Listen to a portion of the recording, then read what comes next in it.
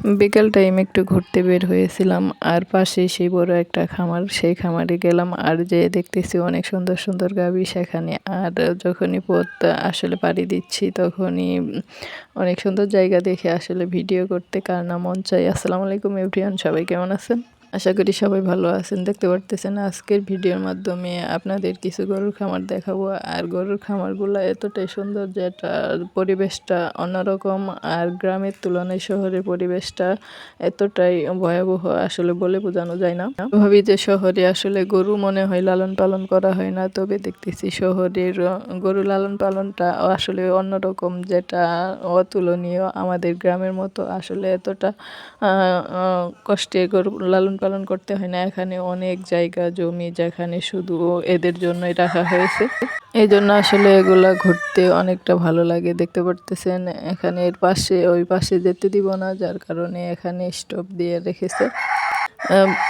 বিশাল এরিয়ার আসলে বিশাল সৌন্দর্য, যেখানে গরুটা রেখে দিলে অনেকটা ভালো হয়। এই জন্য বিশেষ করে সবচাইতে বেশি ভালো লাগে জায়গা, প্লাস হচ্ছে তাদের খাবার, ঘাস, তৃণলতা, আসলে কোনোটারই এখানে অভাব নেই।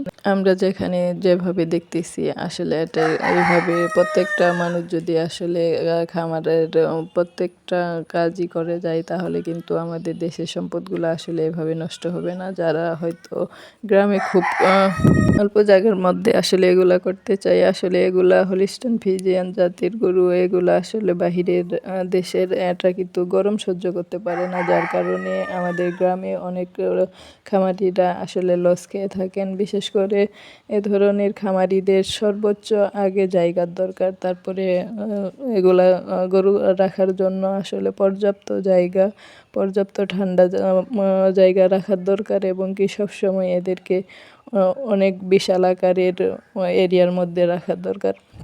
তাহলেই হয়তো প্রত্যেকটা খামারি মনের উদ্যোগ এবং কি মনের আশা পূরণ করতে পারবেন। এবং কি এটা কিন্তু আসলে ছোট জায়গার ভিতর হয় না। দেখতে পারতেছেন আমার ভিডিওতে কত বড় এরিয়া, আর ওদেরকে কিন্তু বেঁধে রাখা হয় নাই, সবগুলা কিন্তু ছেড়ে দিয়ে রেখেছে। আর প্রত্যেকটা আলাদা আলাদা করে রেখেছে, তার মধ্যে একটাকে কতগুলা করে জায়গা দেওয়া হয়েছে, দেখতে পারতেছেন আপনারা। আর আপনারা চাইলে এরকম আসলে যদি পর্যাপ্ত জায়গা দিয়ে একটা খামার দিতে পারেন, তাহলে আপনারা লাভবান হবেন। আর অল্প জায়গার ভিতরে এটা না করলেই নয়, অল্প জায়গার ভিতরে করলে আপনার জীবনে লস নেমেই আসবে। আর এখানে পর্যাপ্ত নির্দিষ্টভাবে তাদের ঘাস এবং কি খাবার এইভাবে রাখতে পারবেন। যদি এইভাবে রাখতে পারেন তাহলে আপনার আসলে ভালো লাগবে, আপনার জীবনে আসলে কোনো লস আসবে না। তো দেখতে দেখতে আসলে সন্ধ্যা ঘনিয়ে আসলো, আর আমরাও এখন বিদায় নিব। সবাই ভালো থাকবেন। আজকে ভিডিও এই পর্যন্তই। আল্লাহ হাফিজ।